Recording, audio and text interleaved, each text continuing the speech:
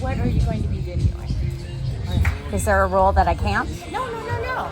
I'm a journalist. This is newsworthy, and I'm going to stand here and I'm going to record who's going in and out of there and what conflicts of interest are created by this club that are never disclosed by the judges you guys appear before. What I'm videoing is these conflicts of interest through ends of court are not disclosed.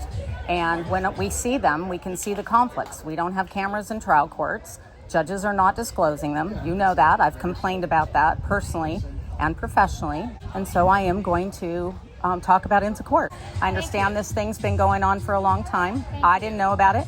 I didn't know about the bar bench, and I've been a resident of this county since 1989. So maybe the bar bench and some of the things that have gone on for years are a little out of date and out of touch. So that's what I'm documenting. Thank you for introducing yourself. Sure. And I'm happy to answer any questions. I email the court all the time, give you guys opportunities to comment. I tell you how this is looking to the public. There are a lot of people that are doing it, and you guys are scary to them. You're making decisions in criminal and family and civil cases, and you're not disclosing the conflicts of interest, and it has a bad optic. So, and for somebody who is looking for neutrality and conflicts of interest, hey, just post the conflicts. And you know that I do that. I check it. I check your 700 forms. All judges are required to disclose their financial interests on their 700 forms.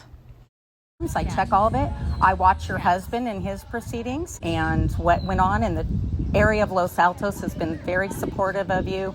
I know a lot of people that have done a lot of things, but they have been troubled by the lack of disclosure of what's going on. It's making it feel like you're building an exclusive club out of our judiciary. I just thank you very much for introducing yourself to me and for just letting me know you're here and videoing. Judge Manukin, I don't hide anything. Yeah, I do it right out in public, and judges, I believe, should do the same. Thank you. Give me some direction.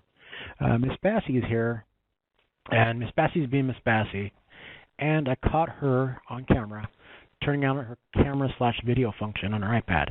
I can't confirm she's not recording or not, but she is acting very Miss Bassey-like. If you can please give me a call, we can get some direction from you, what you want me to do. I'd be really appreciated. Okay? Thank you very much. Bye-bye. This is Susan Bassey, and since California doesn't allow cameras in courtrooms, in order to report on what's going on inside courthouses and what judges and lawyers are doing, we have to go to the courthouses and attend the proceedings, take notes, or order costly transcripts.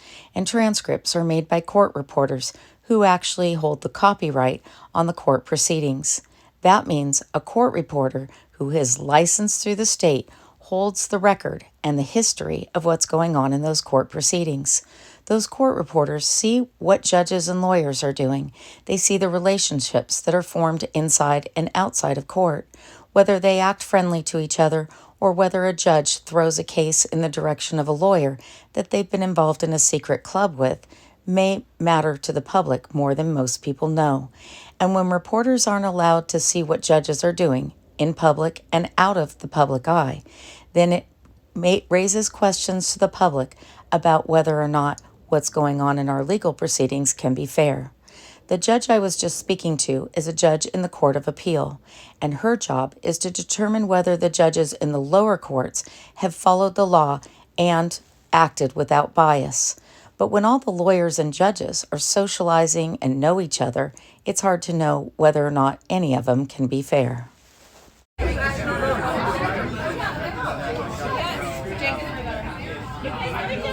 Well, we figured it out after I moved out.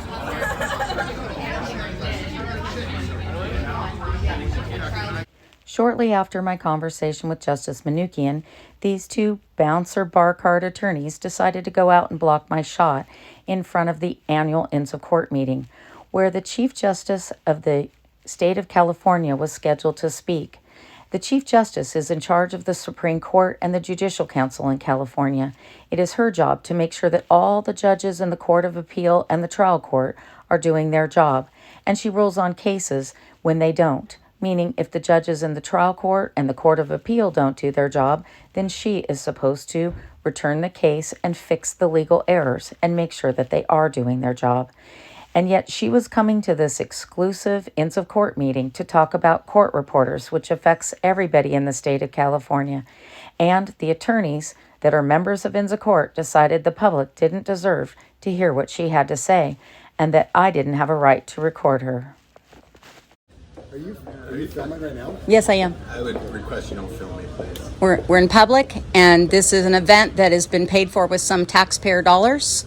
Jay Borski actually gets approval from Jeff Rosen to pay his membership fees for Inza Court, and so the public has paid for a portion of this. Assistant District Attorney. Does anyone have any questions?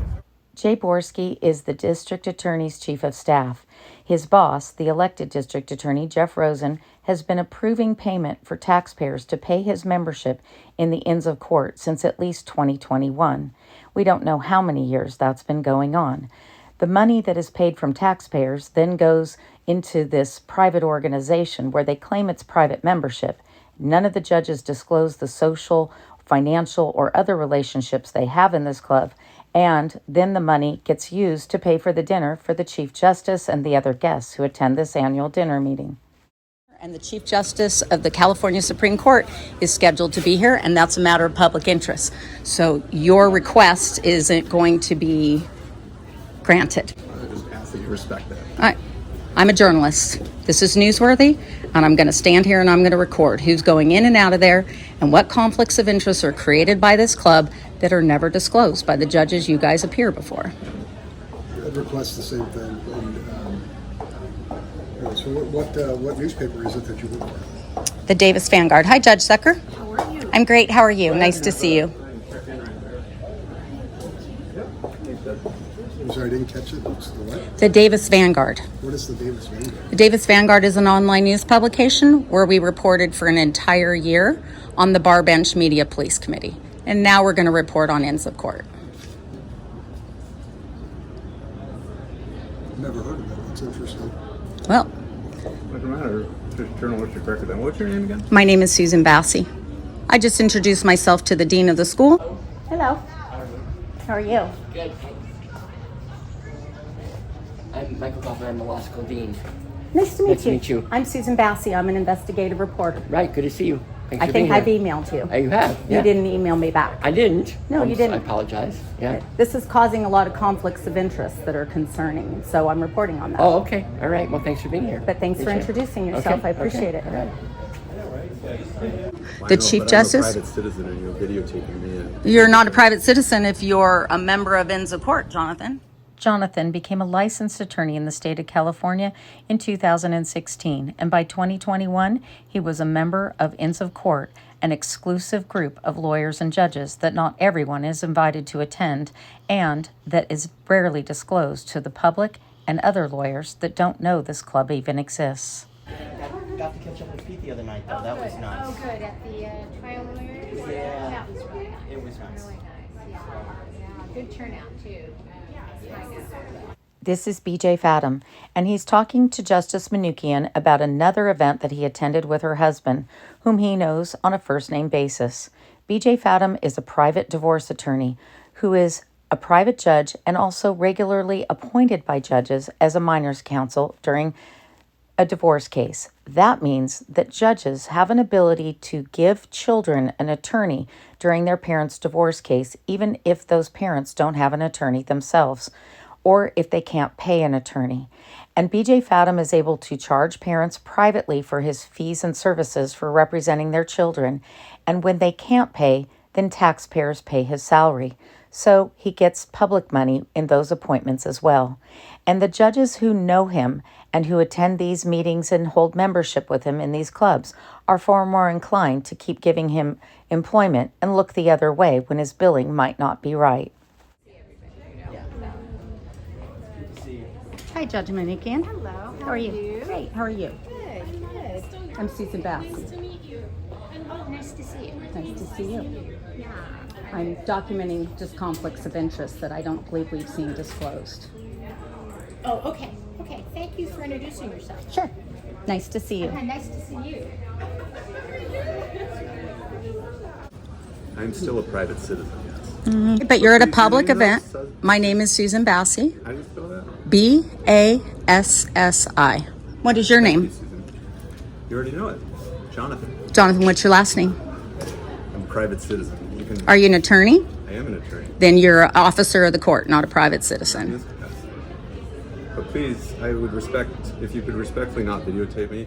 Jonathan, our self-proclaimed AI attorney who doesn't want to be recorded, is an officer of the court. He's been a licensed attorney since 2016, and since at least 2021, he's been in a Inns of Court group with BJ Fathom, the divorce attorney, Sherry Diamond, who leads the local bar association, and controversial Judge James Towery, who at the same time was leading another private club known as the Bar Bench Media Police Committee. You already know it.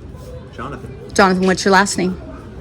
I'm a private citizen. You can, Are you an attorney? I am an attorney. Then you're an officer of the court, not a private citizen.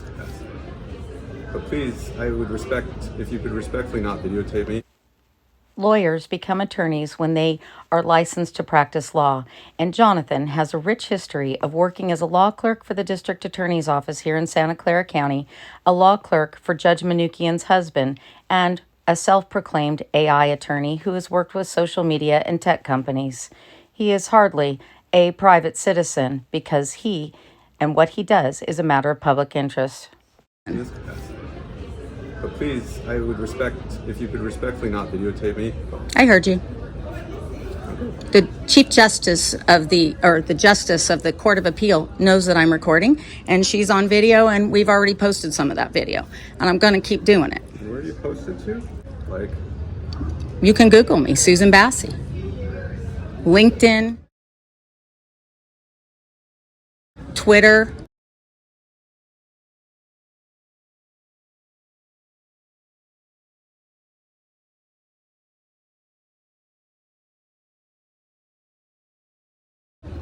TikTok,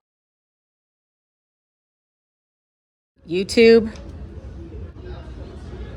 You're attending an event with the California Supreme Court Justice making a presentation, and public money has gone to fund this event. And these conflicts of interest that are created by this social, professional, and mentoring club are not being disclosed by judges. And that is a matter of public interest. How many of these judges that you are in memberships do you appear before? Do you know that judges have an obligation to disclose their social, personal, and financial relationships? You don't know that? Fundamental to our legal system is transparency and accountability. We give judges immunity and a great deal of discretion. They have the power to put innocent people in jail by making a mistake, and they also have the obligation to follow the law. But when they don't, we need to rely on the fact that the judges who are considering what they've done are fair and neutral, and that it doesn't work like an internal affairs department for a police department. These lawyers and judges socialize, they mentor each other, they form relationships, and when a judge is sitting in a court and has discretion whether to let evidence in or witnesses testify, we have an obligation to make sure that they're doing it based on law and neutrality, not based on the conflicts of interest that they have formed because they socialize with people, get to know them, marry them, have relationships with them. That simply doesn't belong in our legal system. And if it does exist, a judge must disclose it. And in some cases, they must remove themselves from the case, because no reasonable person would expect in many of these cases that a judge could rule fairly when they have these relationships with these people in these same clubs over and over again that are largely funded with taxpayer money. And judges all have access to the Chief Justice, who is setting administrative policy for the courts, who is ruling on cases. They are ruling on criminal and family and civil cases. And as I explained to the Court of Appeal judge, this has a bad optic to the public. So these are your judges in Silicon Valley after hours. They've been running this club since 1985. It's run at Santa Clara University, which is a private university here, where several judges are professors. They invite students, but they never seem to get around to disclosing the conflicts of interest. I did see BJ Fathom here. He's a divorce attorney, a highly controversial divorce attorney and minors counsel. I took pictures of the guest list and the table seatings, and that is the California Chief Justice. So If you ever think that you are getting a bad rap in court and something doesn't feel right, part of it might be that the judge is concealing conflicts of interest that they have with lawyers and other judges. I'm not sure who that is that she's shaking the hand of right now. She's still talking to the Court of Appeal judge. That's Justice Mary Greenwood, who's also on the Court of Appeal. She used to be in the trial court. And they met 8 times or 10 times a year for 3 hours each time, where you guys all express your views, opinions, and ideas with... Hi, Justice Greenwood, how are you? Very good.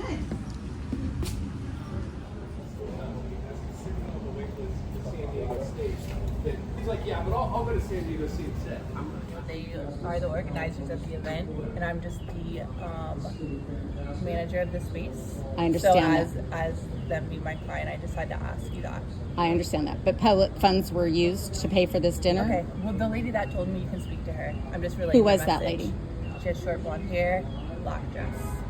If she wants to come talk to me, that's fine, but I'm probably not going to stop recording what's Okay, going on. That's very kind of you. Thank you. Appreciate that. Bye-bye. Have a lovely day. So I'm going to keep reporting on it because that's my job.